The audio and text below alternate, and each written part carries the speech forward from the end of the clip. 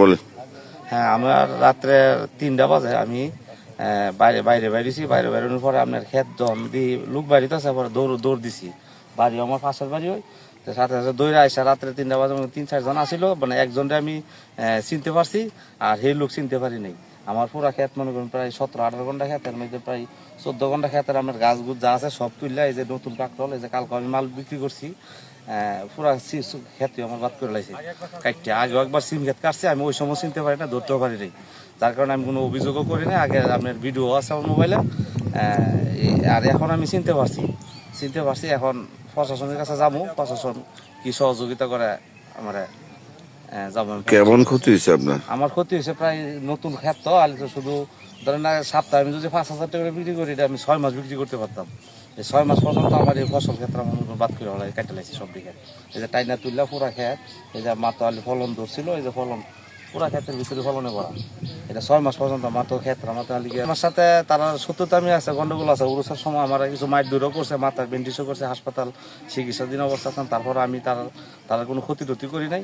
তারপর তারা যখন ক্ষতি করে নাই, তারপর আজকে আমার এই ঘটনা ঘটাইছে, এই যে আমার ক্ষেত্রে একবারে নিষ্ঠা কাজ করছে। আরো গেছে বছর আগে বছর প্রায় একখানি ক্ষেত উড়িছি মাছি ইডাও কেটে রয়েছে। এর আগে একবার কাগজ ক্ষেত কাটছে, আর আজকে এটা কাটতো। এটা আসলে আমরা এটা বিচার চাই, যাতে কিছু সুষ্ঠু বিচার সরকার করে। আসলে নিষ্ঠা কোনো কাজ করতে পারে না।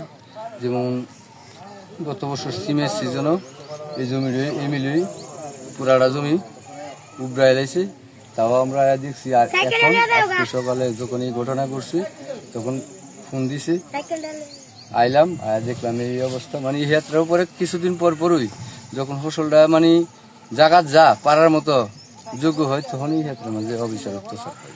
তবে এটা আসলে এটা কি নিন্দনীয় কিনা? হ্যাঁ, নিন্দনীয়। এসছে জঘন্য কোনো কাজ হইতে পারে না। যে আমি যে জমিটা কাটছে, এই জমির পাশে এসে দেখি যে জমিটা পুরাটা খেতে উপরে এলেছে, ঘুরি উপরে এলেছে হাতে টেনে। আমি যারা এই কাজটা করছে আমি নিন্দা জানাই, তাদের দৃষ্টান্তমূলক শাস্তি দাবি করি, যাতে এটার সঠিক বিচার হয়। আমি আইনি বা প্রশাসনের কাছে এই দাবি জানাই। আমাদের বেলাবা উপজেলা কৃষি নির্ভরশীল, তো আলামিনে ফোন দেওয়ার পরে আসলাম। আসার পরে যে ক্ষেতের যে বর্তমান যে অবস্থা, কে বা কারা যে কাজগুলা করছে, কাজগুলার নিন্দা জানায় এবং এটার কঠিন শাস্তির আওতায় আনা হোক, প্রশাসনের কাছে দৃষ্টি আকর্ষণ করছি। হ্যাঁ, আমরা কৃষির নির্ভরশীল, আমরা সারা কৃষি কাজ করে আমরা চলাফেরা করি। যে ঘটনা ঘটছে, এটা মারাত্মক অপরাধ করছে। আমরা সরকারের কাছে কঠোরভাবে বিচার চাই, যায় আর বিচারটা যাতে করে। আমাদের বাগনার এক কার্কুল ক্ষেত জমির রাত্রা কিন্তু কাটা লাইছি। আমি সরজমিনে গেছি।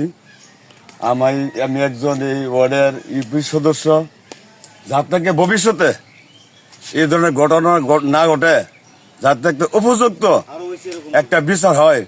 আরো একবার আমরা লাউ ক্ষেত জমিটাকে কাটা লাইছি, যাতে উপযুক্ত বিচার হয়, ভবিষ্যতে এমন ঘটনা না ঘটে এই আশা করি।